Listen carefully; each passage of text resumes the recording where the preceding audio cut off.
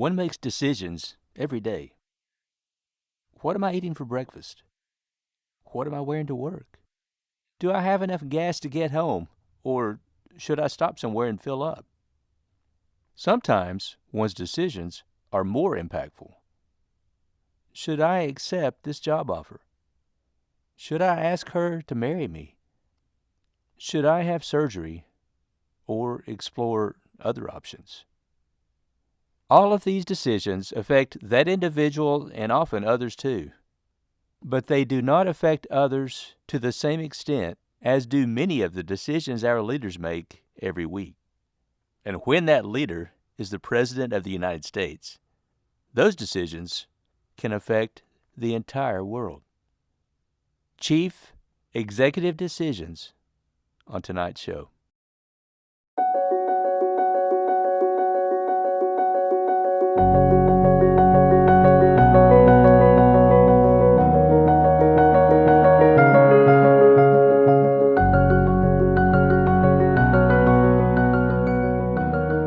Welcome to Narratives at Night, where every month this year, we'll lift the rope and swim out to the deep end of the pool. I'm Mike Reagan, your host, and here is tonight's show.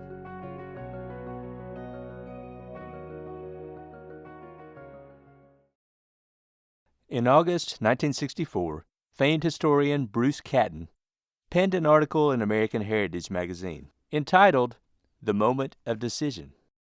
In it, Catton identified 5 examples of difficult presidential decisions which affected the future of the Republic. Consider, to begin with, the situation that confronted President Thomas Jefferson in 1803. The United States then was a very young country, of uncertain unity and with dubious prospects for survival. And it was trying to steer a middle course between the imperial rivalries of England and France. Most of its people lived east of the Alleghenies, but the westward movement had begun, and the land beyond the mountains was being settled all the way to the Mississippi. By 1800, nearly 1 million Americans lived in that western country, and more were going there every year. Because it was so hard and costly to transport goods across the mountains, these settlers could not hope to prosper unless they could use the Mississippi River as their commercial highway to the outer world. For a time, this was no problem. The immense area known as Louisiana, over 800,000 square miles of wilderness running westward from the river to the Rockies, was held by Spain, a weak and declining power. And Spain left the river open. The Westerners could send their farm produce to New Orleans for export, importing manufactured goods in the same way. And all was well. Then, in 1802, it became known that Spain had secretly transferred all of Louisiana to France. Napoleon obviously wanted to recreate the New World Empire France had lost a generation earlier. His grip on the Mississippi and its mouth was certain to be firmer and more aggressive than that of Spain had ever been. Once he took full possession, the American West would be entirely at his mercy. Jefferson knew he might have to discard the American policy of avoiding entangling alliances and, as he put it, marry ourselves to the British fleet and nation. First, however, he would try peaceful negotiations. He sent James Monroe to Paris to join Robert Livingston, the American minister, and see whether Napoleon would sell New Orleans, which would give America control of the mouth of the Mississippi River. By this time, however, Napoleon was off on a new track. The war in Europe was to be renewed, and he suddenly abandoned his plan for a new world empire in order to concentrate on his struggle with Great Britain. To the amazement of Monroe and Livingston, he calmly offered to sell not just New Orleans, but the entire territory of Louisiana for $15 million. Thomas Jefferson was not really taken by surprise. He was as acute a master of geopolitics as the world ever saw, and the notion that the United States should someday possess all of this Western country had been in his mind for a long time. He was well aware that to buy New Orleans would be, ultimately, to get all of Louisiana. As early as 1801, he had laid plans for American exploration of the Missouri country, and at the beginning of 1803, he persuaded Congress to vote money for what presently became the Lewis and Clark expedition, specifying that this was for the purpose of extending the external commerce of the United States.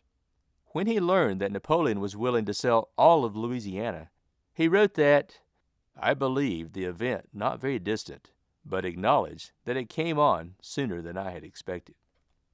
In other words, Jefferson knew very well what he wanted to do. He was also fully aware that if he did it, he would change America forever. His own dream of America as a homespun agricultural country would vanish. America would become a continental power, ultimately a world power. And homespun simplicities would be gone forever. Also, to buy Louisiana might not even be legal. Perhaps it would be necessary to amend the Constitution before the deal could be made. But to do that would mean delay. Napoleon might again change his mind, and on the whole, Jefferson decided to go ahead. So he submitted the proposed treaty to the Senate and pushed it through, got Congress to appropriate the necessary money, and changed the whole future course of American history. The point is that, at the crucial moment, the decision was Jefferson's to make. He made it, and the seeds of greatness began to sprout. The problem that faced Andrew Jackson early in the 1830s was of a different sort altogether. It involved not the expansion of the United States, but the matter of holding it together. What Jackson ran into was the first vigorous assertion of the Southern belief that the Union could be dissolved whenever an individual state felt that its own interests were threatened. The tariff question lay at the bottom of it. By and large, the North wanted tariff protection, and the South wanted free trade. And a moderately protective tariff passed in 1828 struck Southerners as highly discriminatory. Vice President John C. Calhoun from South Carolina became principal spokesman for the theory that the states were sovereign and so could nullify any act of the federal government which seemed harmful to them. There was more to it, of course, than a simple matter of tariffs. North and South had begun to develop into different communities with different interests and different ways of protecting those interests. Somewhere at the bottom of it lay slavery, which meant that slave states had one sort of economy and social organization, and that non-slave states had another.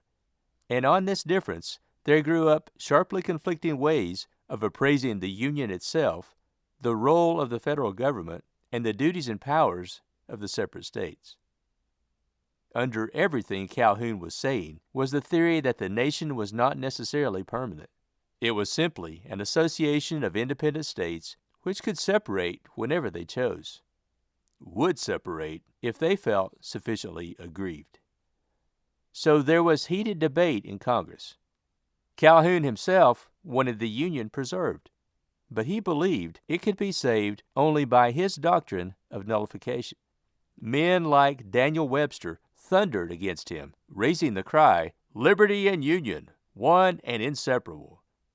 And earnest men began to fear that the Union would presently dissolve. By 1830, it was clear that a crisis was approaching. Jackson himself had no doubts. The nullification secession theory struck him as little short of treason, and he made his own position clear.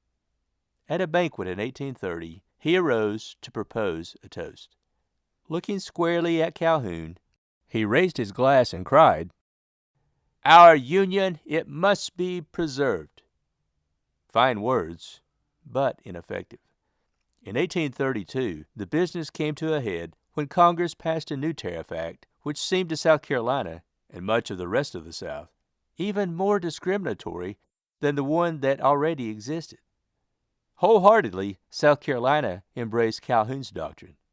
Late in November, a state convention announced that the Tariff Acts of 1828 and 1832, both were null and void in South Carolina, prohibited federal officers from trying to enforce them, and said that any federal attempt at coercion would compel South Carolina to leave the Union. Calhoun resigned as vice president and entered the Senate to lead the fight for nullification. Showdown, in other words. Jackson met this challenge head-on. He announced that the South Carolina position was incompatible with the existence of the Union, contradicted expressly by the letter of the Constitution, unauthorized by its spirit, inconsistent with every principle on which it was founded, and destructive of the great object for which it was formed. He did not stop there. He sent a warship and several revenue cutters to Charleston, prepared to lead an army into the state, threatened to hang Senator Calhoun, and asserted flatly that nullification secession means insurrection and war, and that he, Old Hickory in person, was prepared to treat it that way. At the same time, he showed a willingness to be reasonable once the ground rules were established. For the principle that no state could overrule federal laws or leave the Union, he was quite prepared to shed blood. But it was not this particular Tariff Act or any other specific act of Congress that would lead him to start shooting. With the help of moderate-minded leaders like Henry Clay, a compromise was devised. The tariff rates were lowered, which after all was what South Carolinians wanted most, and South Carolina in turn revoked its ordinance of nullification. The moment of crisis passed, and there was no more talk about troops or hangings or a breakup of the Union. By his forthright action and his ability to accept a compromise once the supremacy of federal authority had been demonstrated, Jackson had at least postponed a threatened split in the Union, had postponed it, as things worked out, for about 30 years, which was just long enough. The Union could have broken up in 1832 simply because it was still so new and because the government had not yet shown itself prepared to make war to assert its own permanence. By the 1860s, it was strong enough to meet the test, and it had Andrew Jackson's precedent to go on. Abraham Lincoln followed in his footsteps, treating secession as rebellion rather than as a natural right of the separate states. And the power and permanency of the federal government were established along the lines Jackson had laid down. Jackson had done just what Jefferson had done. He had assumed that the President of the United States had the power and the duty, in time of emergency, to do whatever the emergency itself demanded, and the office became larger as a result. A man who was fully prepared to use its enlarged authority was Abraham Lincoln, who had to meet the test of secession when it finally came. Lincoln showed his willingness to act on his own initiative in a number of cases, most notably, perhaps, in the summer of 1862, when, on the skimpiest of authority, and with scant assurance that the thing was politically feasible, he turned what had begun as a war to save the Union into a war to end slavery. When the war began, both Lincoln and the Congress said explicitly that its only object was to bring the seceding states back into the Union. The domestic institutions of these states, meaning slavery, were not to be touched. The federal government was fighting solely to keep the country all in one piece. Lincoln believed that it lacked the authority to interfere with slavery within the states, and in 1861 he did not think such interference advisable anyway. Several times during the first year of the war, he overruled and rebuked abolitionist-minded officers who tried to turn the struggle into a war against slavery. The trouble with this was that the war was not being won. Indeed, by late summer of 1862, it seemed quite possible that it would soon be lost. Union armies were stalled in the West. The attempt to open the Mississippi was making no progress, and a strong Confederate army was beginning a counteroffensive into Kentucky. In the East, things were in worse shape. The great drive to capture Richmond had ended in defeat. There had been another defeat in the Second Battle of Bull Run, and Robert E. Lee was crossing the Potomac to invade the North. England and France seemed just about ready to recognize the Confederacy, and this would very likely ensure its independence. In manpower, in money, and in manufacturing resources, the North had an immense advantage. But the advantage was not being used effectively. The hard, driving spirit that would lead to victory seemed to be gone. The strong, innocent, patriotic enthusiasm so visible in the early months was no longer in evidence. Facing this situation, Lincoln recognized two facts. First, the strongest and most determined sentiment in favor of going on to victory at any cost was that of the anti-slavery people, not just the dedicated abolitionists, but the larger group that disliked slavery and believed that it was the basic cause of secession. Second, such powers as England and France, distressed by the Cotton Blockade and not very fond of the United States anyway, could intervene in a war that meant nothing more than an attempt by certain states to win their independence. But they could not intervene if that meant supporting a fight to continue slavery and opposing a fight to make the slaves free. Facing these facts, Lincoln drafted the Emancipation Proclamation. He showed it to his cabinet, remarking that his mind was made up, but that he would like to hear their comments. "I know very well," he told them, "that many others might, in this matter, as in others, do better than I can. But I am here. I must do the best I can, and bear the responsibility of taking the course which I feel I ought to take." So saying, he published the proclamation as soon as Lee's northern invasion was turned back in the Battle of Antietam, announcing that it would go into effect on January 1st, unless the seceding states first came back into the Union. It was a strange sort of paper, in a way. Its legal basis was nothing more than Lincoln's belief that the President, as Commander-in-Chief of the Armed Forces, could adopt virtually any military measure that was needed to win the war, and the proclamation was offered as a military measure, pure and simple. In addition, it left slavery untouched in areas controlled by the federal government and announced its abolition only in those places where federal authority had neither acceptance nor the power to enforce its decrees. In a sense, it was one of the weakest state papers any president ever issued. Yet, in the long run, it proved to be one of the strongest. For the proclamation changed the whole meaning of the war, which now became a war to save the Union and to destroy slavery as well. A moral issue had been injected into the fight, and it had a profound effect. The driving force of the anti-slavery people was fully enlisted. The chance for a compromise settlement was destroyed, and from then on, the Union would fight a hard, all-out war, making full use of its resources. In addition, European intervention ceased to be a serious threat. The Confederacy was on its own. The true turning point of the war came when the President issued his proclamation. Not all of the great moments of decision have come to presidents facing war or the threat of war. Sometimes, a president has to recognize a purely domestic problem and meet it according to the best lights he has. The important quality seems to be to see the crisis and to handle it with boldness. And, by taking firm action to do what Lincoln did with his proclamation, change the national attitude. Such a moment came to President Theodore Roosevelt early in 1902. Roosevelt had to meet a problem none of his predecessors had felt compelled to face: the ever-increasing growth of enormous industrial combinations that were concentrating power in the hands of a few financial giants who were subject to no public control.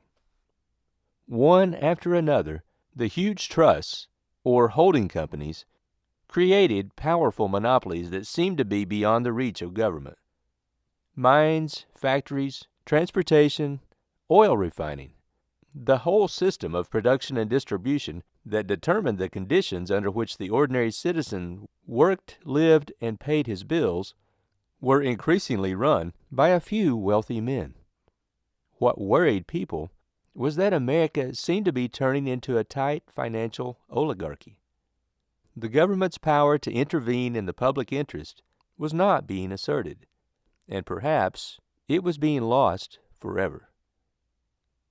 An attempt to assert it was made in 1890 when Congress passed the Sherman Antitrust Act, which said flatly, every contract, combination in the form of trust or otherwise, or conspiracy, in restraint of trade or commerce among the several states, or with foreign nations, is hereby declared to be illegal.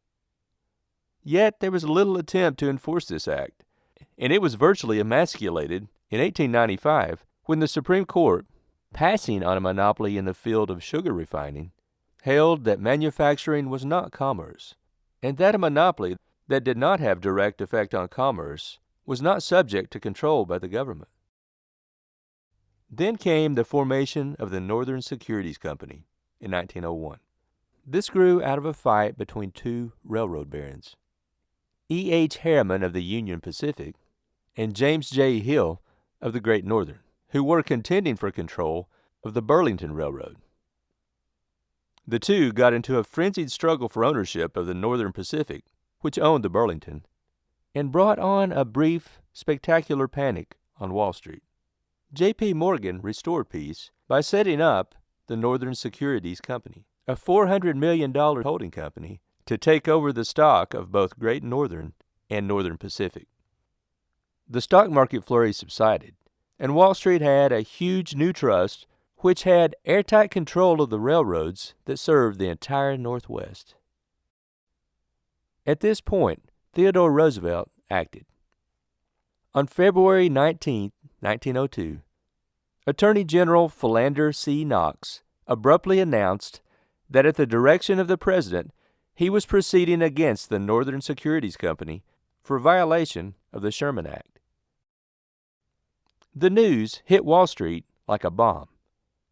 J.P. Morgan, who had a low boiling point anyway, was both shocked and outraged. For the government to try to interfere with this new industrial combination was bad enough. For it to act without first privately letting Morgan know that it proposed to act, thus giving him a chance to smooth matters out without the need for legal action, struck him as downright unfair. He hurried off to Washington, a formidable figure. The photographer Edward Steichen once remarked that to look into Morgan's eyes when the man had developed a full head of steam was like staring at the headlight of an onrushing express train at night. Morgan went to the White House, sat down with Roosevelt, and complained that the president ought to have given him advance warning of his proposed step. Unruffled, Roosevelt replied that this was exactly what he had not wanted to do. Then Morgan went on, with wholly unconscious arrogance, to express his basic point of view, that the financial oligarchy and the government of the United States were equals who ought to be able to make a quiet deal in cases like this. "If we have done anything wrong," he protested, "send your man to my man, and they can fix it up." Not many Americans at that time cared to face the wrath of J.P. Morgan. But Roosevelt was up to it. He simply shook his head and said, "That can't be done." The conference ended on that note. A year later, a federal court ruled that the Northern Securities Company was indeed in violation of the Sherman Act and ordered it dissolved. And a year after that, the Supreme Court receded from its earlier position and upheld the lower court. The famous era of trust busting was underway. Its actual fruits, in the long run, were not of paramount importance. The trend toward gigantic combinations in a country whose industrial and financial wealth was growing at a breakneck pace, was not stopped, and is still visible, bringing both problems and benefits for later generations. What really mattered was that the government of the United States, once and for all, had asserted its sovereignty. It had the power to intervene, and it would use that power when it saw fit. And it would not bargain with Wall Street. The national capital was, and would continue to be, Washington, and not the financial district of New York. Theodore Roosevelt had changed the climate permanently. Consider now one more moment of historic decision, unlike any of these others, but once again requiring a president to say yes or no to a question of incalculable importance. In the month of July 1945, it was up to Harry Truman, who liked to remind himself that the president is one man who cannot pass the buck, to say whether the United States would or would not drop the first atomic bomb on Japan. The actual moment of decision was singularly undramatic, but the background was extremely tense. Truman became president on April 12, 1945, and the next day he learned for the first time that the United States was perfecting the atomic bomb. Final tests were yet to be made, but it was clear that if the test succeeded, the nation would, as Truman later put it, be in possession of a weapon that would not only revolutionize war, but could alter the course of history and civilization. Then things happened fast. On May 8th, Germany surrendered unconditionally, and the war in Europe was over. Truman went to the Potsdam Conference to do what could be done to arrange for peace in Europe. And at this meeting, he, Winston Churchill, and Generalissimo Chiang Kai-shek issued a statement warning Japan to stop fighting or suffer the inevitable and complete destruction of the Japanese armed forces and the utter devastation of the Japanese homeland. The Japanese ignored the threat, and on August 6, the atomic bomb was dropped on Hiroshima, to be followed 3 days later by another one dropped on Nagasaki.